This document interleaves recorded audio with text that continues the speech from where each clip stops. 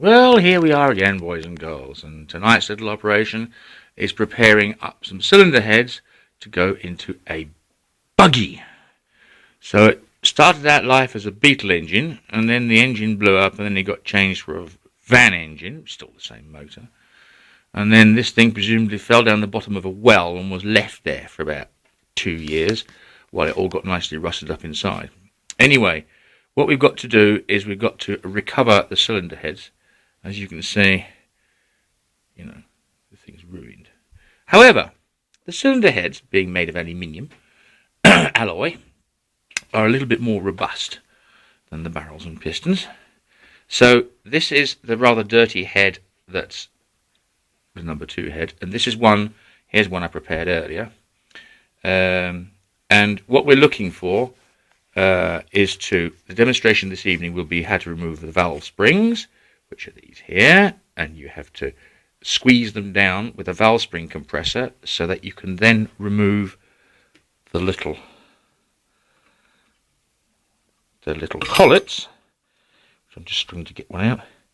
There's these little things, little conical section collets, which clip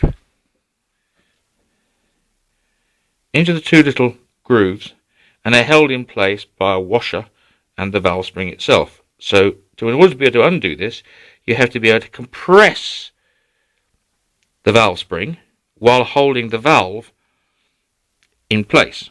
Now, there's all sorts of fancy valve spring compressors on the market, but I find that very few of these work for VWs. So this is my little air-cooled adapter, this in using a large clamp. And I'm now going to pass the camera to my faithful assistant, and we're going to do a little demonstration of how this is done. Wear gloves. You will also need a soft mallet, because the thing will be tight. Right, okay, so take the tool. It's got to sit on the valve. Here, look at it from this side as well. You can't see it from there. Yes, you can, that's all right. It's got to sit on the valve itself, and then the little widget then drops in place. And then we just line everything up so that you're going to be pushing on the centre of the valve, hopefully. A bit like that. And then you line up this side and give it an initial squeeze just to get it sort of tensioned. Alright, and then here we go, and you've got to hit it with a hammer, with the mallet, and it'll go bing. Like that. That's now cracked the collets so that they will now open. Now, as you can see, can the camera pick this up? Mm-hmm. If I move into the light a bit more, maybe.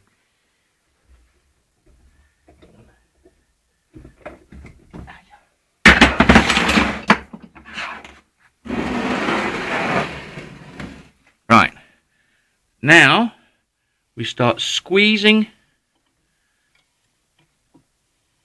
the valve spring down, and you can see the collet sitting there. And then with a little screwdriver, magnetic is quite a good idea because you can then fish them out, is you can make sure you've got both collets released before you undo the screw, because otherwise it will hang on with one collet, and that can be a little bit dangerous. Fast, springy, flying things close to your eyes. There we go. There we are. And you now take the spring apart. There's the little collets, you see. There's the bottom of the spring. Keep the springs round the right way, if possible, please. There's the top of the spring. And here's the 2 little collets. And each little collet go into their little hole, which is down here. Oops. So that you find everything later on. Okay, so I will now take out the last one, and then we'll see. Now, once you've got the valve springs out, the first thing you want to check now is the play in the valve guides. The valve guides are these brass thingies here, which don't cost very much. But if there is excessive wear, then you've got to drift them out and drift them in. And this is not as easy as it looks. So if you come around this side, let's see, my test is completely, this is the inlet valve, and this is the outlet valve. And whenever you overhaul a cylinder head, you always fit new valves. This inlet, exhaust valves, they're not expensive, and you see the amount of crud that got built up on them and so on. Anyway, what we're looking at now is we want to see how much play there is. Now, I can rock that a little bit. See, like that, and like that. That's rocking a bit. That's all right. It's when you can look at the end of the valve guide and it's worn completely oval or something like that, then it's not so good. Then you check the next valve, same thing. That's got a little bit of rock on it, but it's not too bad. And then here's the next one, the one we've just done. That feels pretty good, actually. Yes. This engine has been reconditioned at some time in the past. Right, so now I'm going to take off the last spring and so on. So I won't show you all that again. So we'll stop there for the moment.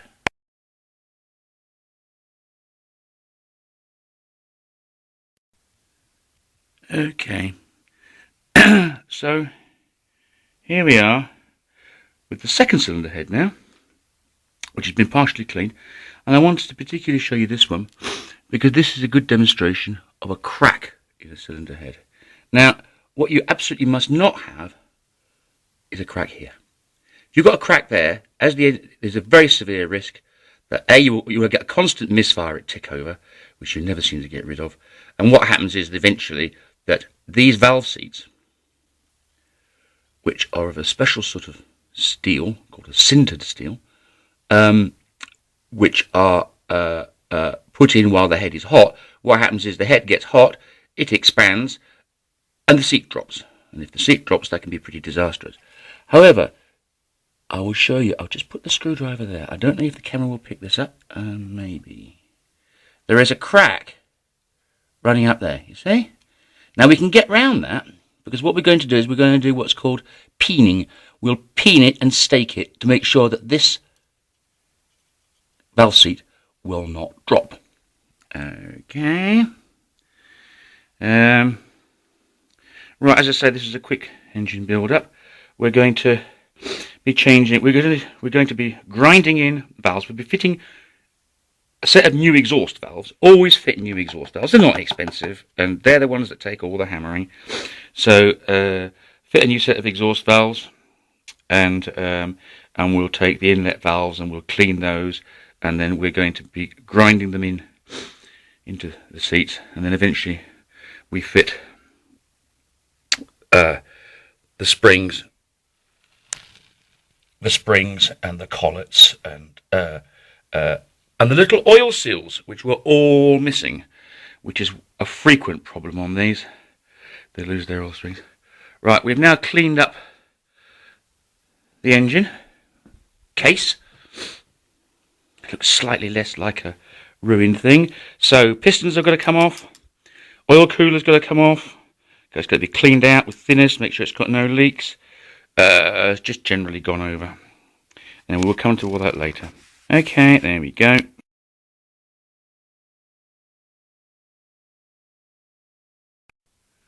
Right, so we've been quite busy. We're going to start sorting out the cylinder heads, in which we're going to be fitting made in Switzerland. We reuse the inlet valves, and we're going to grind the valves in. And also I use a tool like this, which is a spark plug.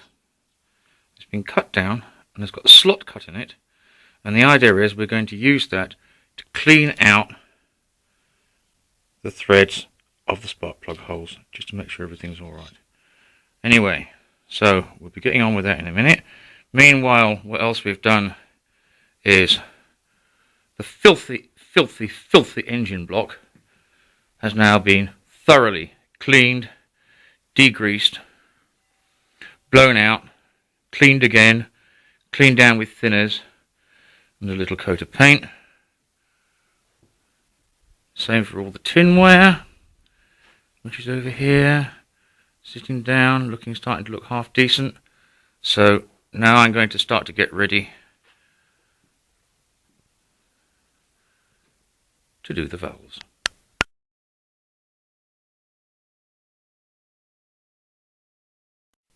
Right, well we've now wound the spark plug cleaning tool, spark plug hole cleaning tool in and out, and you see the surprising amount of crud on there.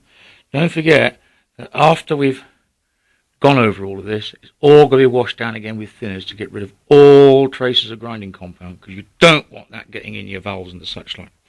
While we're at it, we're going to clean up all these studs, and there's a stud missing, so I'm going to make one of those up and so on. And what I use for this is a simple die cutting tool with the handles cut down, and then you can just pop it on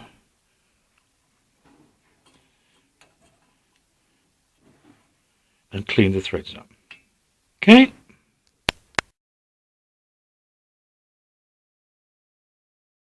Okay. Right, so valve grinding.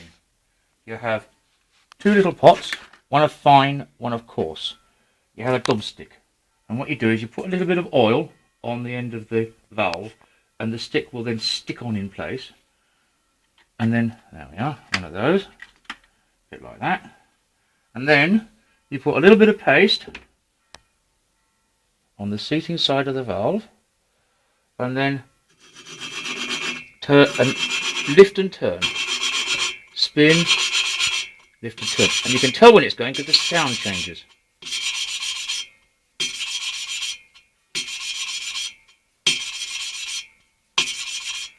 Just give it a, run the stuff back in there a bit, give it a little bit more.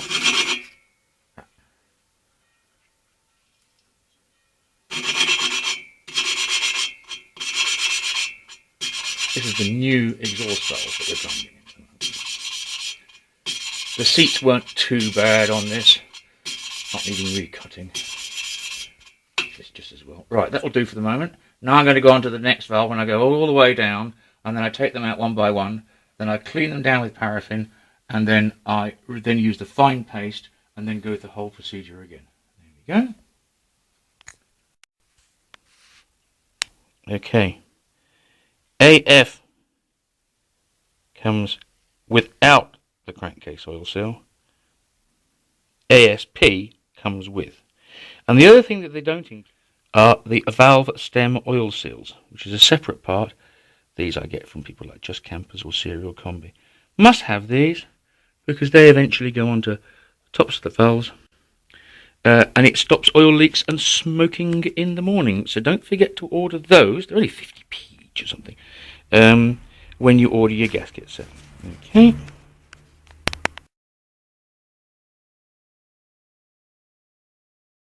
Action. Right.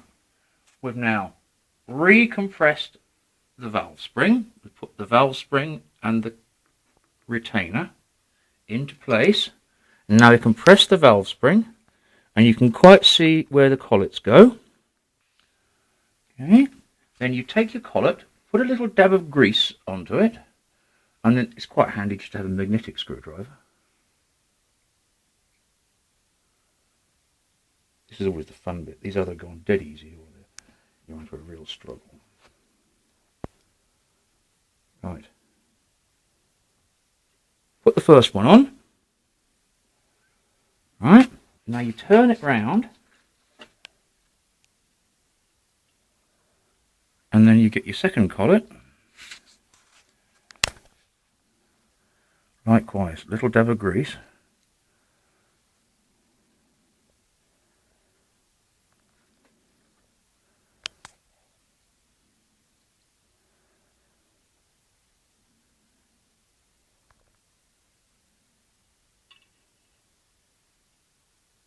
Second part of the collet goes in, like that. And then wind out gently.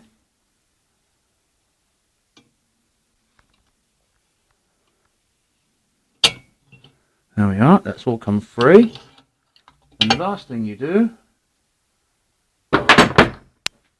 is with your soft ladder, give it a little tap. There we are. That's it. Okay.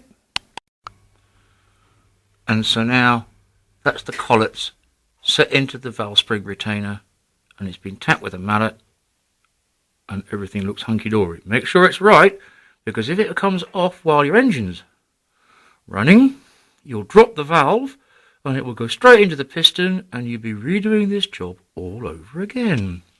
Except it'll be more expensive this time. Okay, that's that. Okay, so now we have all 4 valves in, and their springs and their collets. Don't worry about the grease and so on, because you're going to be doing an oil change after the first hour of running anyway. Don't forget to take these little washers out, rubber washers, which go under the rocker bars. They're easily forgotten. What I do is I take them out now and fit the new ones now, and then we'll start looking at the rocker bar, and I'll show you a few hints and tips on that. Okay. Right.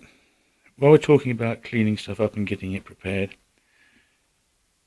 cylinder head nuts. It is a very good idea, especially if they're the 10 mils type, to clean them out with a tapping tool. Okay, in it goes. This, because this is an old bay, it's got 10mm studs, which are 1.5 pitch. Same idea on the cylinder block itself. I think I've already shown this on various other videos. This is my little cut down tool, and the idea is that you can put it on there and you can clean lots of little studs very easily. Okay, now why do we do this? First of all, why do we do this? There's one that's been cleaned, because the nut should just be able to spin on and off. Right, here we are. This is the second cylinder head, which has been treated in exactly the same way as the first cylinder head, because they're identical. That is to say, we have now fitted the 4 valves and the collets. You can just still see the grease sitting there. Right, now we're going to talk a little bit about all these threads, these studs and these holes and the such and such and such. What you must do, because this is an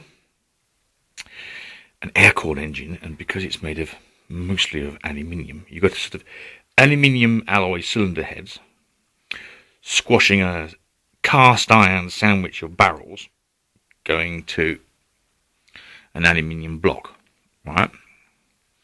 So because of that, the torque settings are very important. It gives you torque settings and so on. But there's no point in doing torque settings unless the threads themselves are clean. Now I'm going to show you how to do this. What you need is, in this case, for these, it's an 8mm tap, and it's 8mm times 1.25 standard tap. Now, a tap comes with tap holders, a tap holder like that, right, which is great if you're working on something where you've got plenty of space.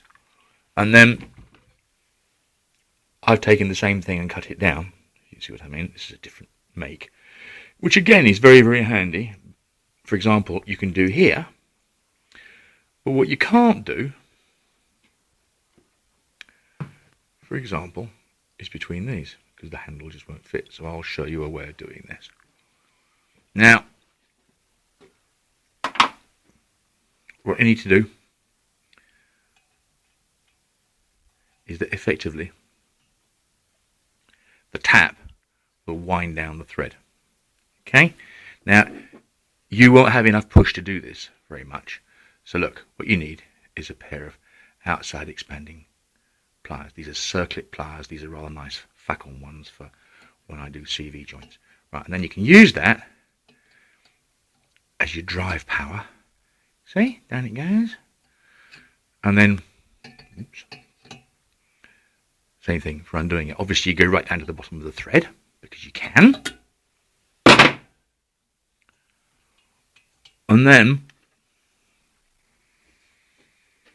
you will find that later on, a nut, any nut, will just absolutely spin on.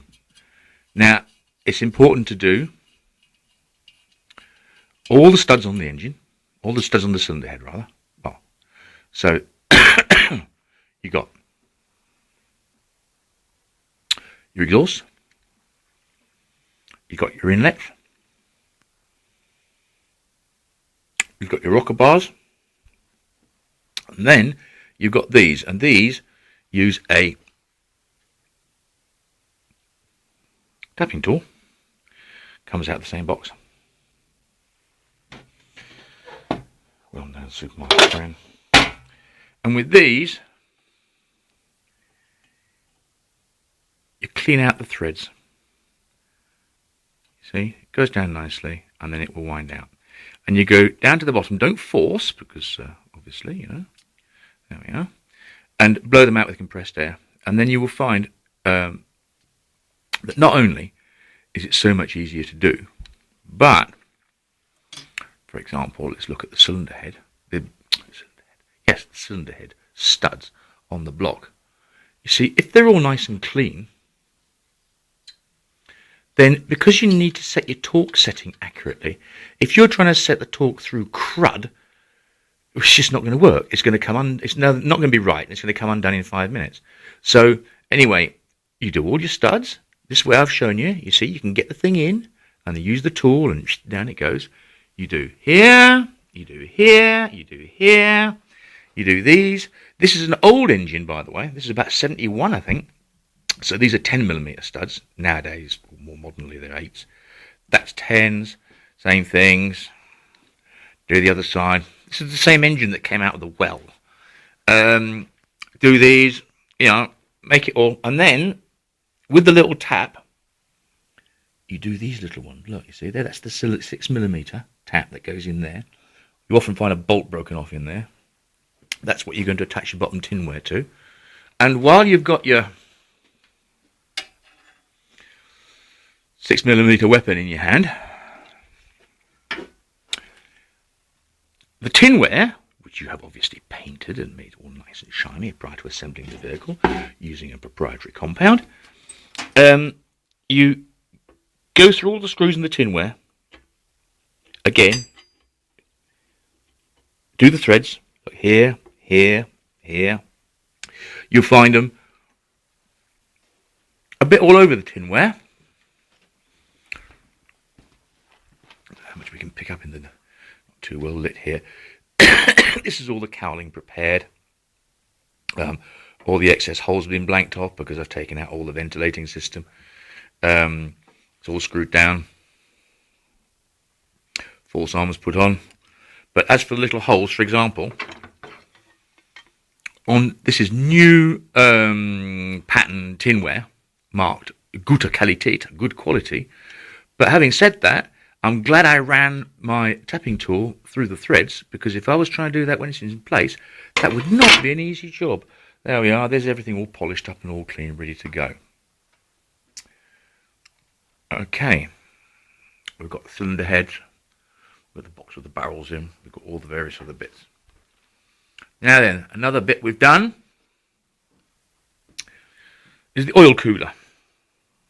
Here's the oil cooler. Bring it a bit into the light. Right, into the light. As you can see, if I line it up, it's been blown through. It's all nice and clean everywhere. We're going to be sticking some sticky tape, insulation, foam insulation tape to make this more efficient at sort of zero cost. I'll show you the tip of how to clean these out, because if it's all sludged up inside, it's not going to work very well. What you do is, you've got a basin, nice clean basin. Put the cooler in at an angle. Get a little funnel, look, little funnel. Put it in, and then with thinners, this is thinners, this was clean, this is how it came out of that, right? Pour thinners into this hole here until it comes out of that hole there, and then leave it, 6 hours. What you should not see is any leaking around the bottom. If you do, you've got a leaky oil oil cooler and have to change it. Carburetor. This was one of the filthiest pieces of carb that I've seen in a very long time. And all we've done is gone over that. Haven't even been on the inside yet. That's just to clean it all up. That's paraffin. Paraffin in a scrubby brush. Here we go. Plop that now.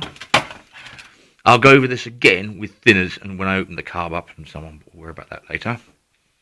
This is the cleaning bay.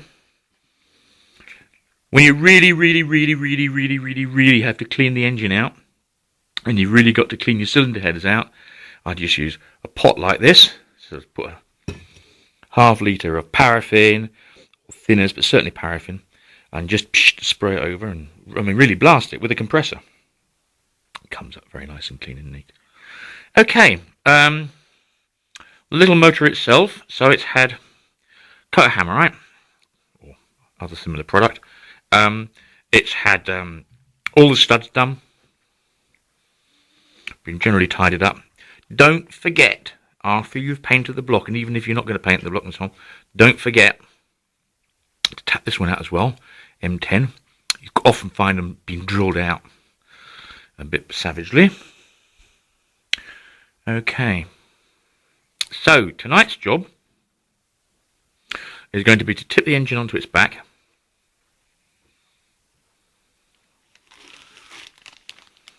and fit a new bottom plate, because the old one was the sort that doesn't have the centre nut in it, so it obviously never got changed and didn't do a lot of good. So I'm going to get set up for that while you're going to have a cup of tea, I suppose. Right, bye for now.